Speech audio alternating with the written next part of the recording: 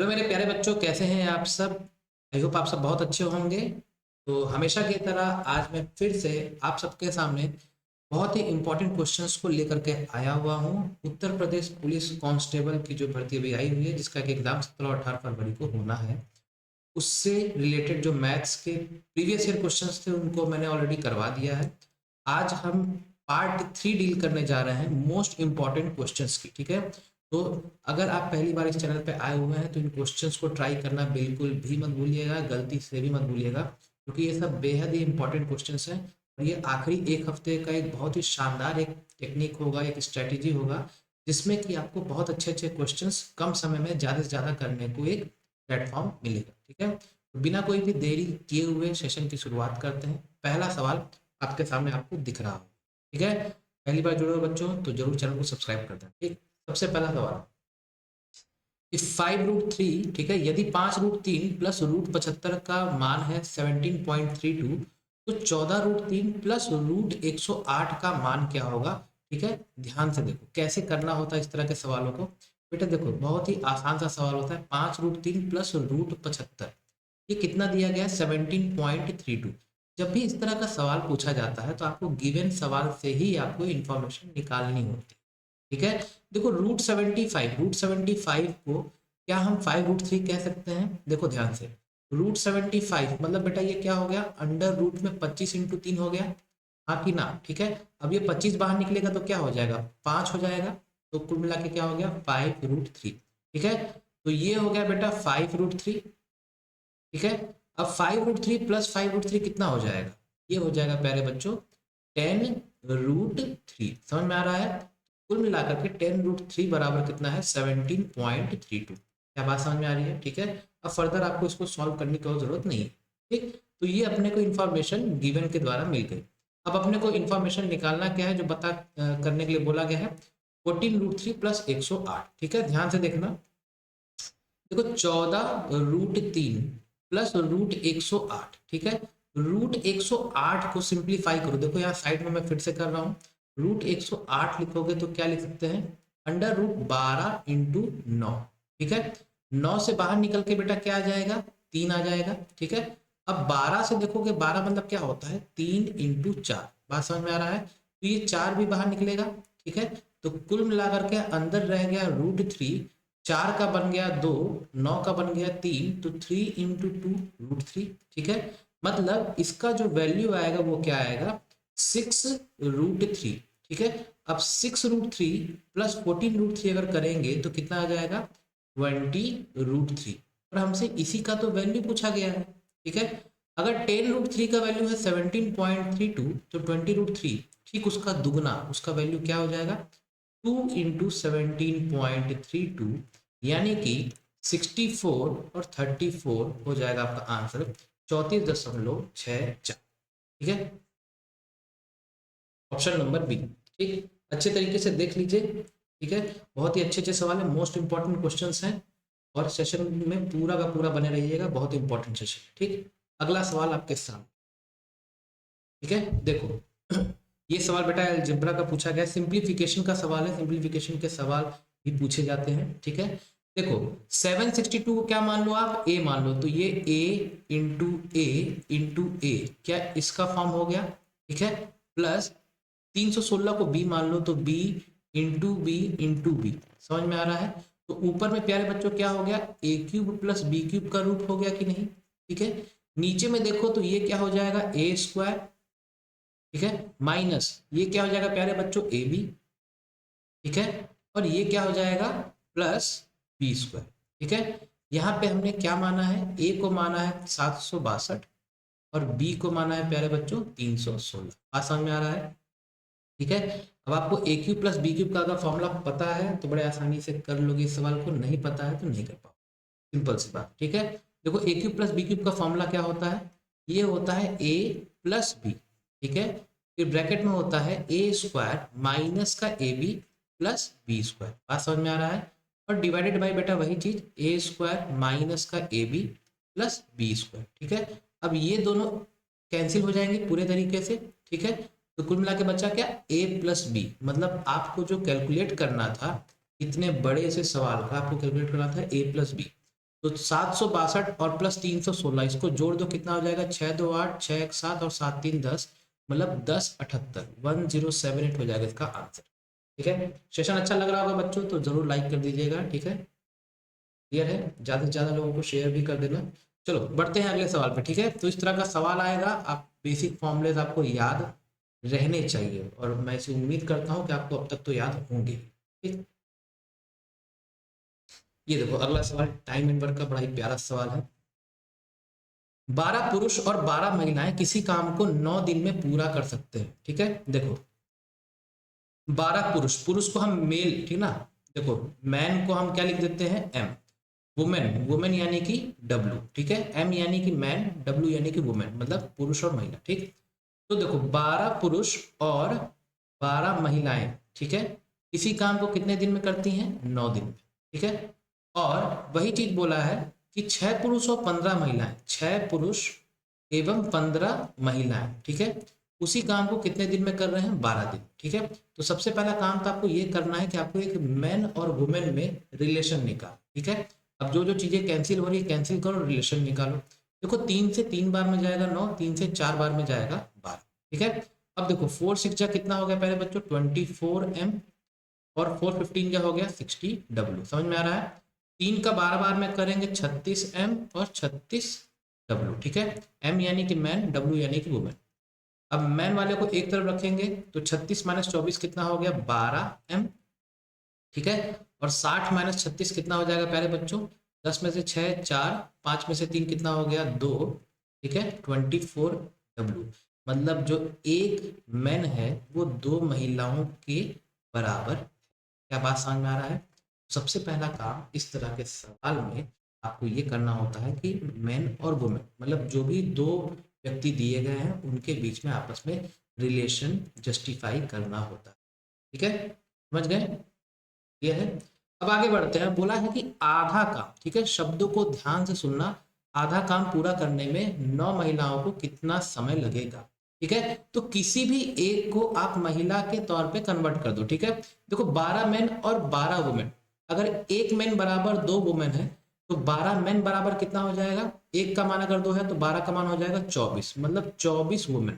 तो 24 women plus 12 women कितनी हो जाएंगी बेटा 36 वुमेन। ठीक है, तो इसको ऐसे देखो कि 36 महिलाएं किसी कार्य को, ठीक है, किसी कार्य को 9 दिन में कर सकती हैं।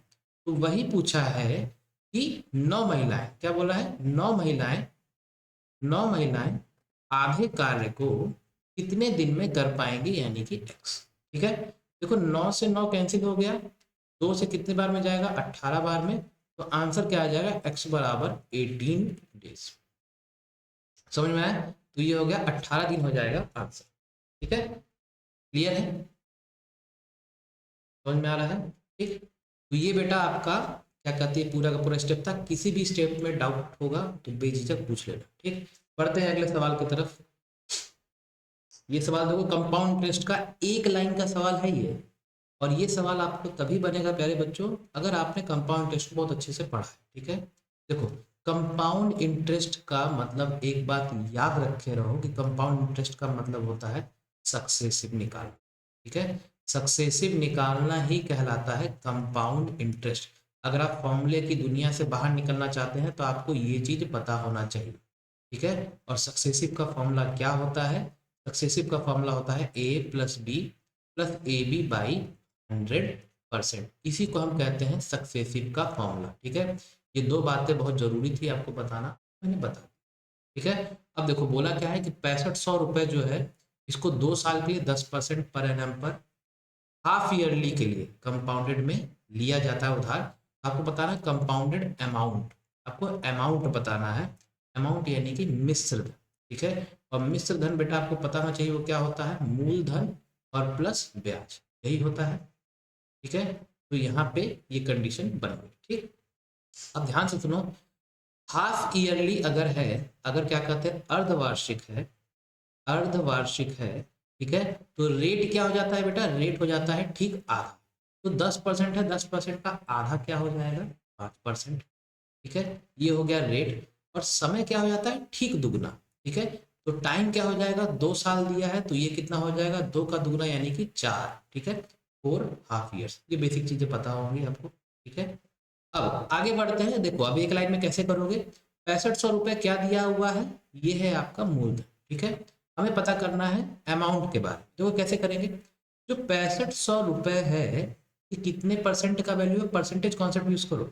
ये 100% का वैल्यू है, क्योंकि कोई भी प्रिंसिपल अमाउंट अपने आप में 100% होता है, ठीक है।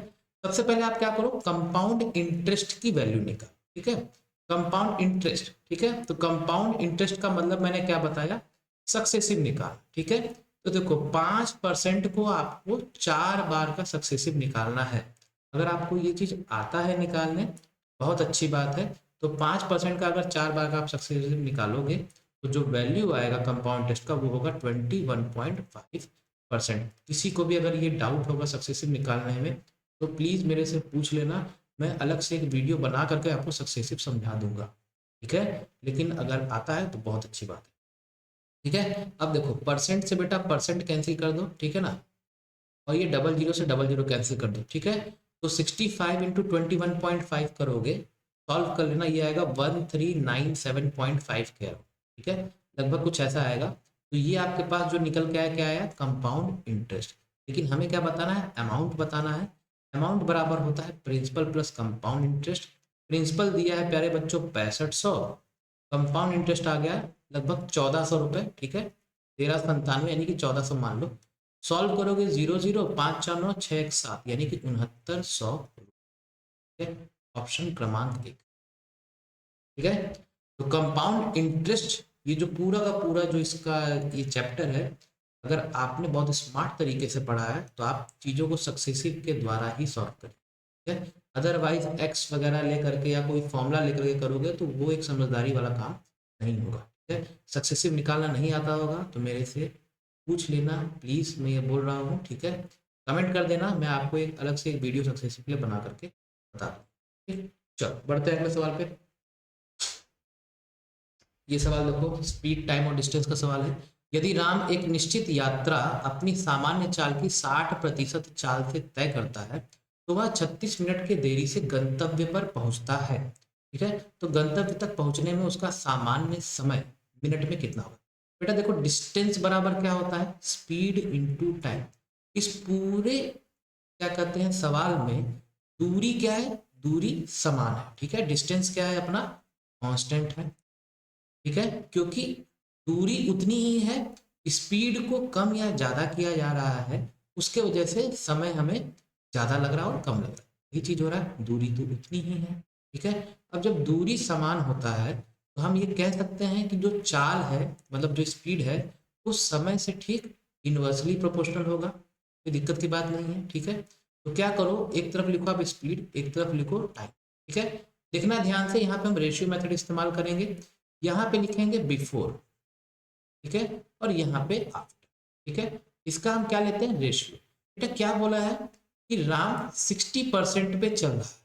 बेटा 60% का मतलब यानी कि 60/100, जीरो से जीरो कटे यानी कि 2 3 जा 2 5 जा, ठीक है, मतलब 3/5 की स्पीड पे चल रहा है, ठीक। याद रखिएगा जो नीचे जो दिया रहता है वैल्यू हमेशा वो ओरिजिनल होता है, बिफोर वाली वैल्यू, ठीक है। तो पहले 5 पे चल रहा था लेकिन अब कितने पे चल रहा है, 3 पर, ठीक है। अब इन्वर्सली का आपको पता होता है कि अगर मैं समय लिखना चाहूंगा तो ठीक उल्टा हो जाएगा, मतलब ये हो जाएगा 3:, ठीक है। आई होप आपको ये समझ में आ रहा होगा, ठीक है। अब ये बोला है कि ऐसा करने पर डेस्टिनेशन वो 36 मिनट देरी से पहुंचता है, बिल्कुल आप देख रहे होंगे, पहले 3 पे पहुंच रहा था अब 5 का समय ले रहा है, मतलब कितना, 2 एक्स्ट्रा ले रहा है, और यही 2 दिया गया है 36 मिनट के बराबर, मतलब एक का मान कितना हो गया, 18 मिनट, ठीक है। तो हमसे पूछा usual time to reach the destination. Usual time मतलब कि जो पहले जो तय किया करता था,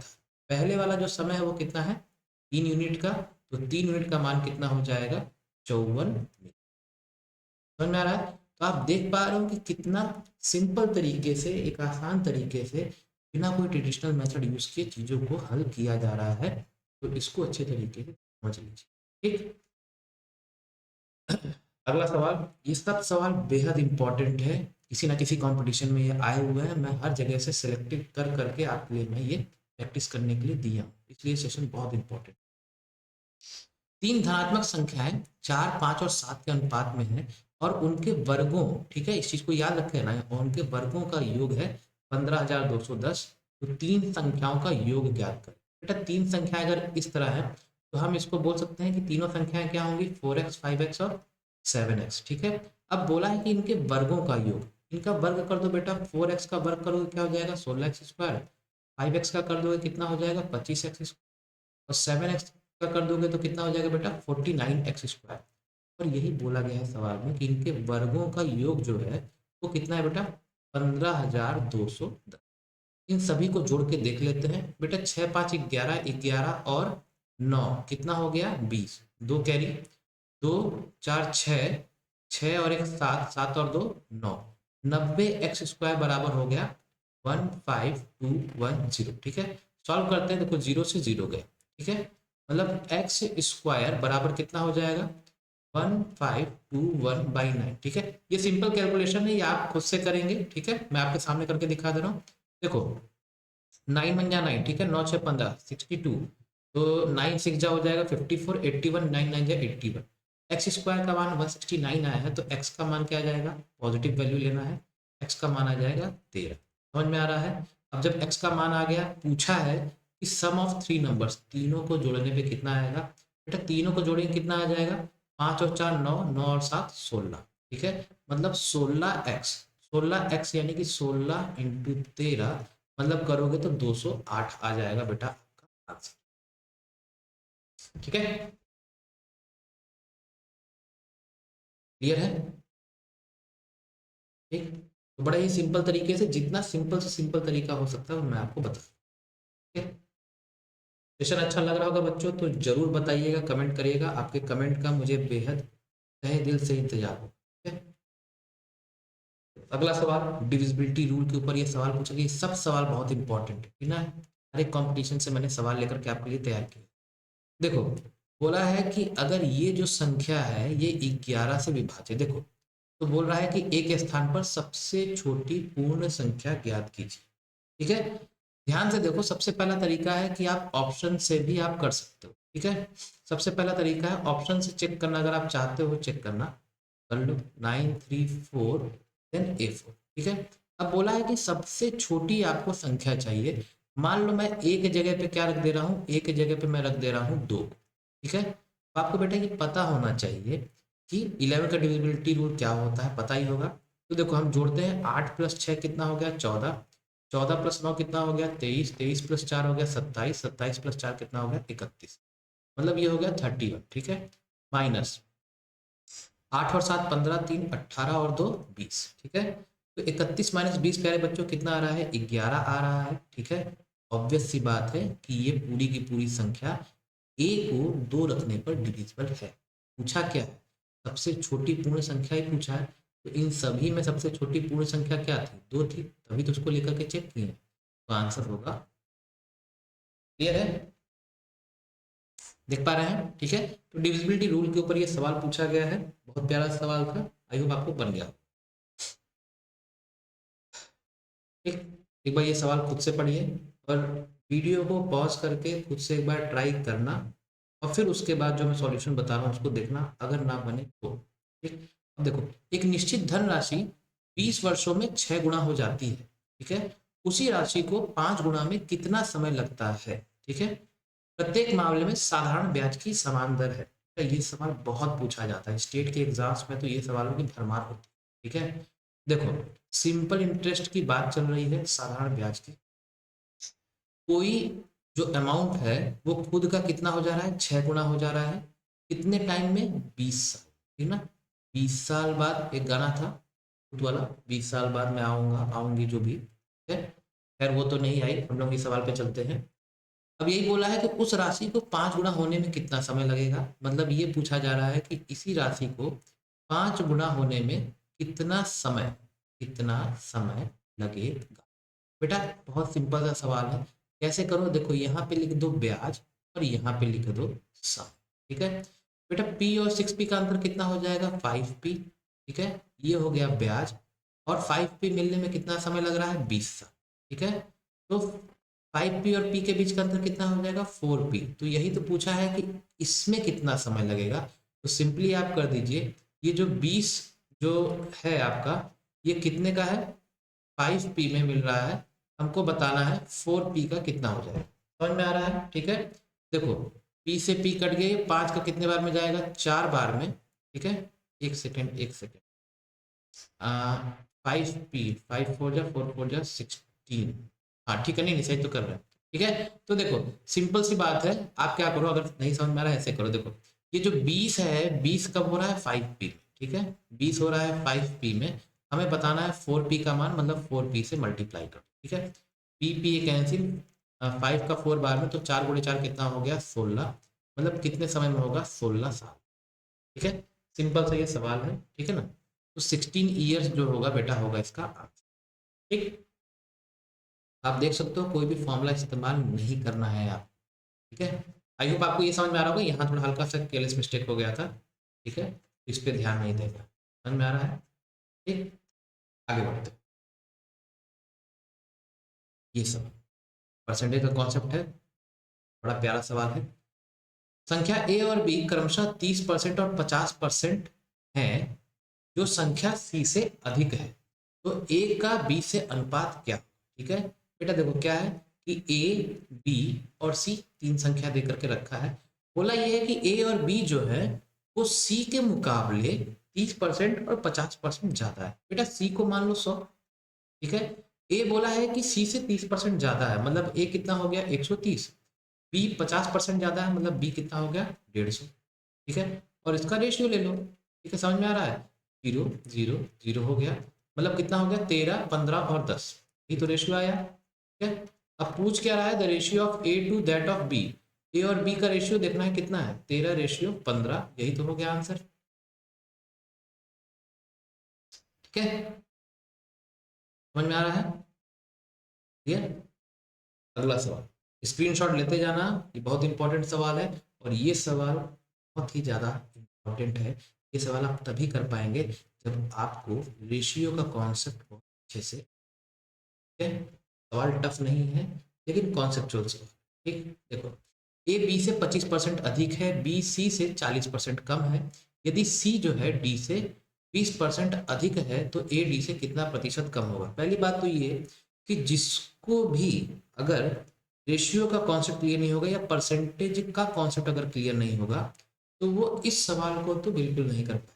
ठीक है, तो अगर आपका कॉन्सेप्ट क्लियर है, बहुत अच्छी बात है। ठीक है, इसीलिए बोला जाता है कि परसेंटेज चैप्टर को बहुत ही ध्यान से पढ़ना चाहिए। ठीक है, वही काम अब आएगा। अब देखो 25% ज्यादा है, सबसे पहले देखो कितने लोग शामिल हैं, ए बी सी और डी। तो बड़े प्यार से आप क्या करो, A ratio B ratio C ratio D लिख दो। ठीक है, सबका रेशियो लेना है, हम क्या यूज कर रहे हैं, रेशियो मेथड।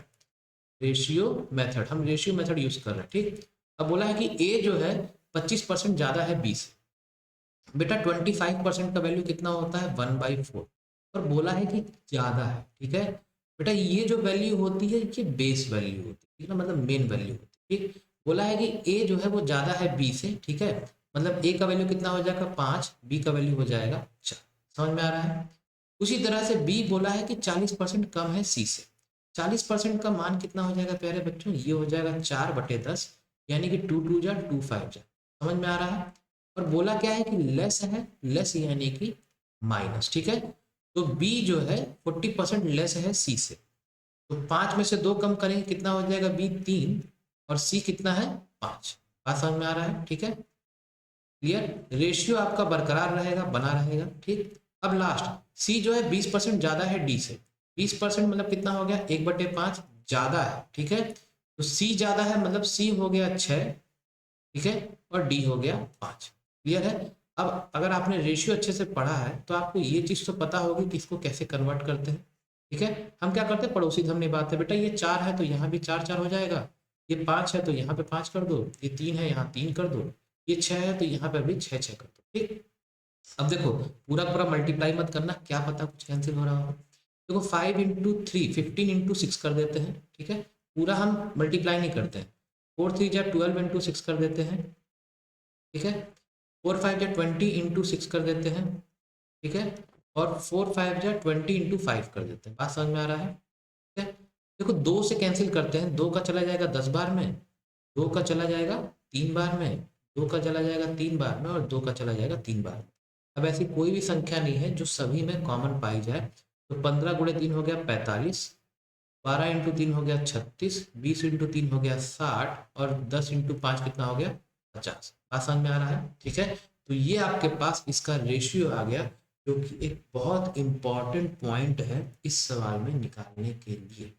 ठीक है, अच्छे तरीके से देख लो, बनता है बहुत। ठीक। अब पूछा है कि A is what percent less than D, A D से कितना प्रतिशत कम है। बेटा ए कितना है 45, डी कितना है 50। तो देखो क्या हो जाएगा, ए हो गया 45, बी हो गया 50, कितना कम है 5 का। कैलकुलेट किस पे करेंगे, हम कैलकुलेट करेंगे डी पे, ठीक है ना, क्योंकि डी से कंपेयर करने के लिए बोल रहा है। कितना लिखेंगे नीचे 50, और चूंकि परसेंट में बोला है तो इंटू कर देंगे 100। 50 का जाएगा 2 बार में, तो ये कितना हो जाएगा 5, 5×2 कितना हो गया 10% कम होगा। ठीक है, माइनस में आ रहा होगा तो माइनस का मतलब ही होता है। ठीक, समझ में आ रहा है? चलो अगला सवाल, ये हो गया टाइम एंड वर्क। ठीक है, हर एक चैप्टर का सवाल लिया है मैंने, आपका बहुत ही अच्छे तरीके से रिवीजन होगा। ठीक है, ए बी से 40% अधिक कुशल है, दोनों मिलकर कार्य करते हुए उस कार्य को पूरा करने में कितना समय लेंगे जिसे बी अकेला 36 दिनों में पूरा कर सकता है। ठीक है, अब देखो ए रेशियो बी निकालना है। ठीक है, तो देखो क्या बोला है, ए जो है बी से 40% ज्यादा क्षमता रखता है। ठीक है, तो हम लिख सकते हैं कि ए बराबर 140%, यानी कि 140/100 ऑफ बी। देखो 0 से 0 हो गया, 2 का 7 बार में और 2 का 5 बार। ठीक है, मतलब हम अगर एफिशिएंसी का अगर अनुपात लिखना चाहें रेशियो, तो हम बोल सकते हैं कि ए अनुपात बी बराबर 7:5। कोई दिक्कत नहीं है। ये किसके बारे में बात कर रहे हैं, एफिशिएंसी के बारे में। ठीक, अब देखो बी का बोला गया है कि 36 दिन ले रहा है। ठीक है, 36 डेज। तो क्या हम टोटल वर्क बता सकते हैं, टोटल वर्क क्या आ जाएगा, एफिशिएंसी इंटू डेज होता है। एफिशिएंसी किसकी है 5 की, क्योंकि बी का दिन दिया हुआ है, तो 36×5 ये हो जाएगा हमारा टोटल वर्क। बात समझ में आ रहा है? अब पूछा है कि दोनों मिल के साथ में कितने दिन में करते हैं, तो दिन बराबर हो जाएगा कार्य बटे क्षमता। ठीक है, टोटल वर्क निकाल लिए हो कितना है 36×5। अब चूंकि दोनों के लिए बात हो रहा है तो हम दोनों को लेकर के चलेंगे, तो दोनों को जोड़ने पे कितना आ जाएगा 7+5 यानी कि 12। ठीक है, 12 का जाएगा 3 बार में, 3×5 कितना हो जाएगा 15 दिन। क्या बात समझ में आ रहा है प्यारे बच्चों? डेज। ठीक है, क्लियर। तो देखो कितना डेंजरस डेंजरस सा ऑप्शन दिया है, तो आपको उस तरह से, अच्छा इंसानी प्रवृत्ति यही होती है कि जब भी इस तरह से ऑप्शन देखता है तो उसको लगता है कि बेटा यही जो है ये हमारा आंसर होना चाहिए। ठीक है, ये जो मामूली मामूली से लग रहा है ये तो आंसर होंगे ही नहीं, लेकिन होता ऐसा नहीं। ठीक है, समझ में आ रहा है? 15 दिन बेटा होगा इसका आंसर, कोई फॉर्मूला नहीं यूज करना है, सब कॉन्सेप्ट के ऊपर है। हाँ, जहाँ पे यूज करने की बात है तो वहां पे बात दूसरी, लेकिन ऐसे मौके कम। ठीक, अब देखो ये सवाल है, 900 किलोमीटर की यात्रा जो है 11 घंटे में पूरी होती है, यदि यात्रा का 2/5वां भाग 60 किलोमीटर प्रति घंटा की चाल से पूरा किया जाता है, तो शेष यात्रा किस चाल से पूरी की जाएगी। ठीक है, हमको बताना है चाल यानी कि स्पीड। ठीक, देखो ध्यान से देखो, इसके लिए आप ऐसा करो, एक छोटा सा प्यारा सा डायग्राम बना लो। ठीक है बेटा, ये मान लो कि 900 किलोमीटर है टोटल, ये क्या है 900 किलोमीटर है, और इसको तय करने में, इसको पूरा का पूरा तय करने में कितना समय लग रहा है 11 घंटे। समझ में आ गया? अब बोला है कि 2/5 जो है वो 60 किलोमीटर प्रति घंटा से चल रहा है।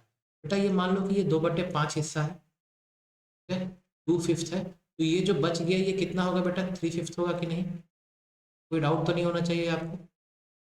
ठीक है, अब देखो अपने को पता क्या करना है, अपने को पता करना है स्पीड। स्पीड यानी कि क्या होता है डिस्टेंस बाई टाइम। बेटा डिस्टेंस तो अपने को पता चल जाएगा, ठीक है, और टाइम अगर पता चल गया तो देखो ध्यान से, सबसे पहले ये गिवन इन्फॉर्मेशन यूज करते हैं। 2/5 जर्नी को वो 60 किलोमीटर पे कर रहा है, ठीक है ना, तो हम सबसे पहले इसके लिए बात करते हैं। ठीक है, टाइम बराबर क्या होता है डिस्टेंस बाई स्पीड। डिस्टेंस कितना है 2/5 into 900, divided by speed, speed कितना है 60, ठीक है।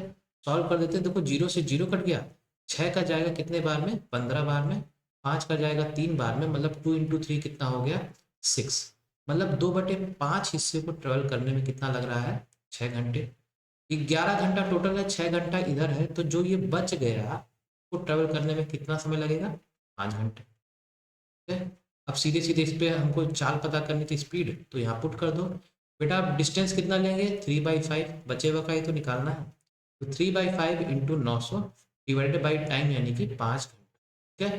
देखो 5 का करोगे बेटा तो कितने बार में जाएगा 180 बार में, फिर 5 से करोगे तो 5 6 15, 3 0 5 6 30, तो 36 इंटू 3 हो जाएगा 108 किलोमीटर प्रति घंटा। ये होगा बेटा आपका आंसर।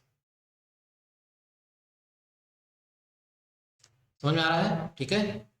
तो ये था बेटा इसका आंसर। आई होप आपको समझ में आया होगा। स्क्रीनशॉट ले लेना बेटा, बहुत ज़्यादा इंपॉर्टेंट है, बहुत ही ज़्यादा इंपॉर्टेंट है, इन सवालों को छोड़ के मत जाना, ठीक है। अगर आपने नहीं भी पढ़ा है मैथ्स, अगर आपने तैयार भी नहीं किया है, तो बस इन सवालों को देख करके चले जाना, बहुत ज़्यादा फायदा मिलेगा, ठीक है। चलो तो देखिए थैंक यू वाले भाई साहब आ गए हैं। आज मैंने थैंक यू वाला ये अलग से रखा है पहली बार, ठीक है। तो आई होप आपने सेशन को अच्छे तरीके से एंजॉय किया होगा। अगर आप चैनल पे पहली बार आए हैं बच्चों, पूरा का पूरा वीडियो ज़रूर देखिएगा, बहुत मेहनत से बनाता हूँ। और पहली बार आए हैं तो चैनल को सब्सक्राइब कर लीजिएगा, ठीक है। बेल आइकन ज़रूर प्रेस कर लीजिएगा ताकि आपको मेरी हर वीडियोज़ की नोटिफिकेशन मिलती है, ठीक है। और शेयर भी बेटा कर दें, ठीक। दैट्स ऑल, फिर मुलाकात होगी अगले वीडियो में। क्वेश्चंस के ये ताबड़तोड़ सेशंस चलते रहेंगे आपके एग्ज़ाम होने तक, ठीक है, ताकि आपकी प्रैक्टिस बनी रहे।